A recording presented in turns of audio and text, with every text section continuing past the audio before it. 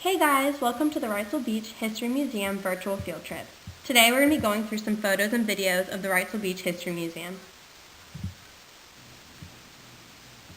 The hours of the History Museum is Monday they are closed, Tuesday through Friday they're 10 to 4, Saturday is 12 to 5, and Sunday is 1 to 5.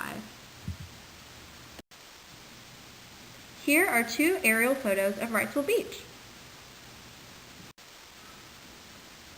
Here is Lumina Pavilion, located on the South Atlantic coast of Wrightsville Beach near Wilmington, North Carolina.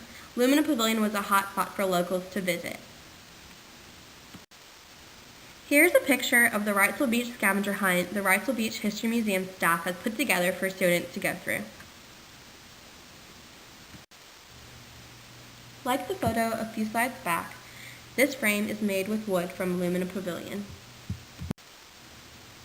On this slide, we're going to explore a little bit more about Wrightsville Beach history during 1905 to 1929. Some vocabulary words for this slide are embodiment, which means someone or something that is a perfect representative, unenviable, which means very bad or pleasant, and advertise, which means to make the public aware of something.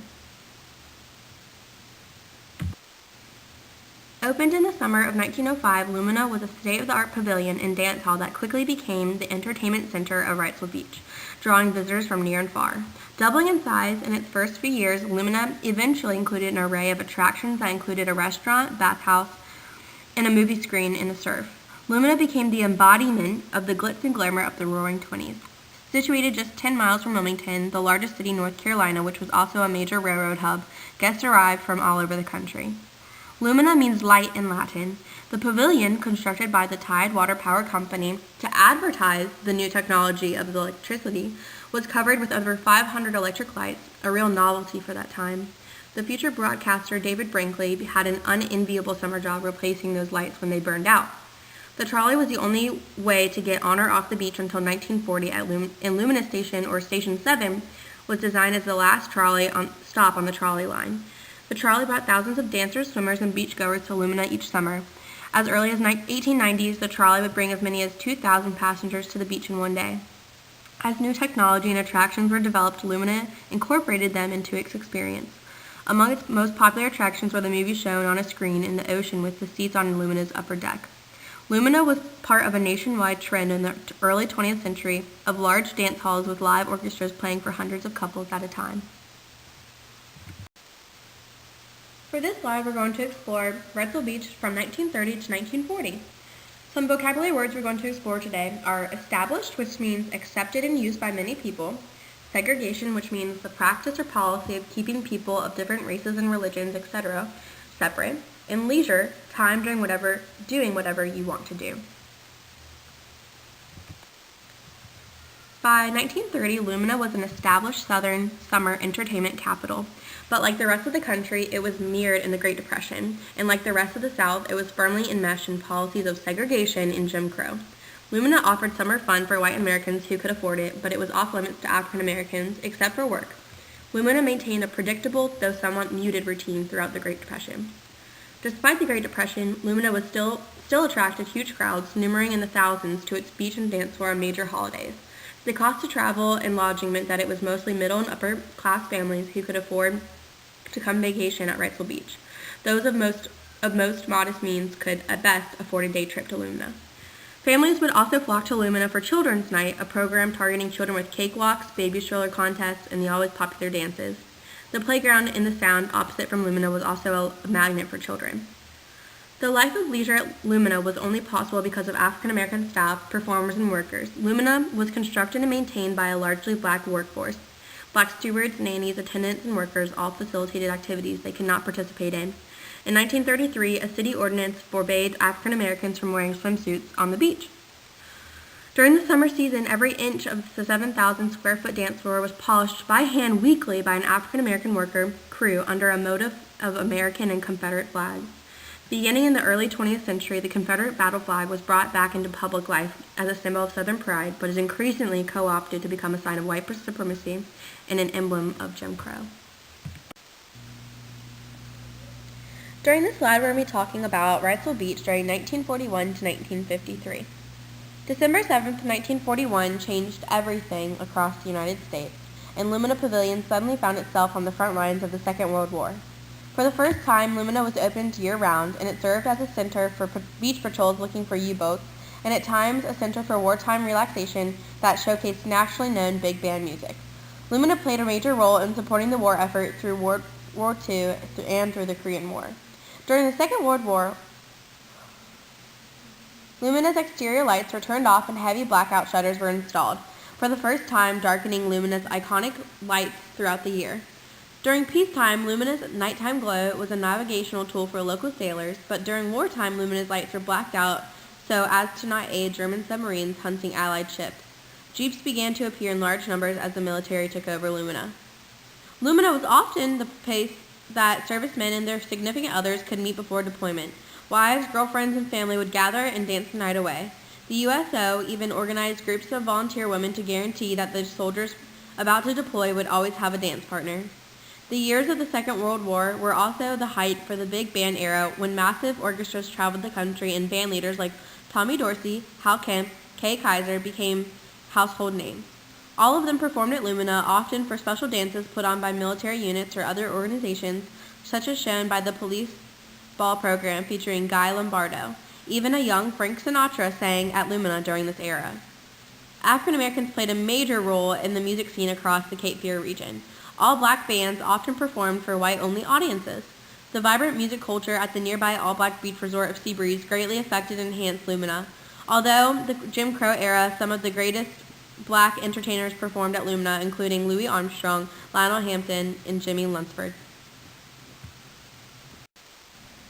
For this slide, we're going to be exploring Lumina during 1954 to 1973. Our vocabulary words are drastically, which means an extreme effect or action, and condemned, to close a building, a house, or something else for not being safe enough for people. By the mid-1950s, the world around Lumina had drastically and irrevocably changed. New technologies such as television, improved sound systems, and recording capabilities made home entertainment possible and greatly reduced the demand for large dance halls and live music. Cultural and social changes combined with several major natural disasters greatly impacted Lumina's role in life at Wrightsville Beach. Despite attempts to reinvent the building, by the 1970s, Lumina's time was over. 9 major hurricanes hit Wrightsville Beach between 1953 and 1960. Lumina survived, but the largest storm, Hazel, took down Lumina's iconic lighted sign, which was never replaced. This physical destruction mirrored the cultural changes of the time. By the late 1950s, largely because of technological and musical changes, weekly dances were no longer popular, so to compensate, Lumina's new owners tried new uses for the space, such as roller skating rinks and as a venue for beauty pageants and conventions. A lack of parking and the challenging logistics of the narrow island made major events difficult. By the 1960s, Lumina was struggling to find a purpose. Its thousands of square feet largely left empty. The upper deck was the exception. Tucked into the back south corner of huge Lumina, the upper deck was a small bar and grill with a dance floor and fabulous view. It was very popular with the youth who, a generation before, would have crowded the ballroom. The area under the deck outside was primarily used only for impromptu neighborhood oyster roasts and gatherings. By the 1970s, Lumina had run out of time. The Grand Pavilion had still not found a consistent use and revenue source to pay for its massive maintenance costs. Television, speaker technology, cheaper recordings, and perhaps most importantly, the establishment of rock and roll meant that the world of Lumina was truly and irreversibly gone. Lumina was finally condemned, torn down in 1973, and replaced by condominiums.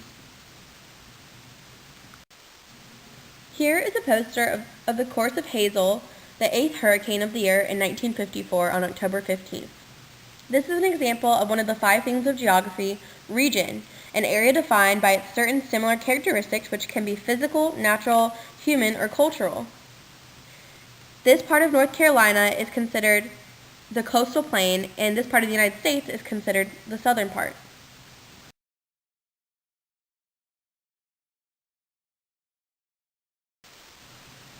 The photo on the left demonstrates seashells that have been picked up from the collections of Marion Quince Myers Hobner.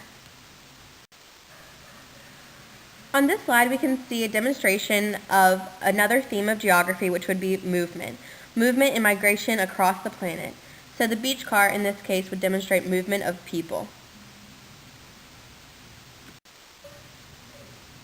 The picture in the top left corner demonstrates a trolley that was probably located between 17th and Castle Street, and the right photo shows information about the railroad, the electric beach trolley, and the circuit breaker box.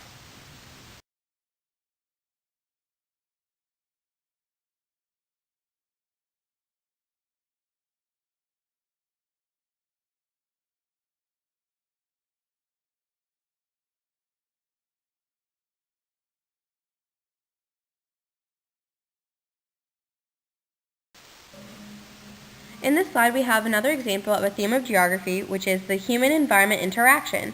This is how humans adapt and change the environment. So basically, on the left-hand photo, we have a picture of the bedroom, and there's a bike. And the bike would be an awesome example of how humans adapted to their environment and got places quicker. On the right side, there is a visual of a toilet. So back in these days, when this house was built, this was one of the first toilets put inside a house, so you had inside plumbing instead of outside.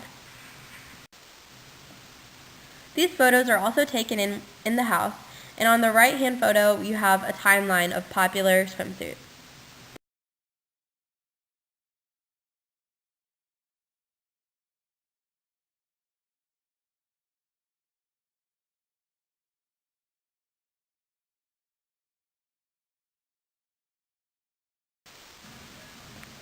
The left side picture shows an awesome example of another theme of geography, which is location. Location can be absolute or relative. An absolute location provides a definite reference to locate a place, like using latitude and longitude coordinates or a street address. Relative location describes a place with using connections to the environment around it. So, for example, the restaurant is 1 mile near Wingstop, or, for example, this mailbox is near the north end of Wrightsville Beach.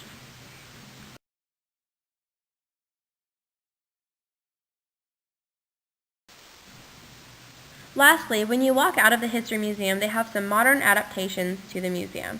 They have books on the left side, and they have a gift shop on the right.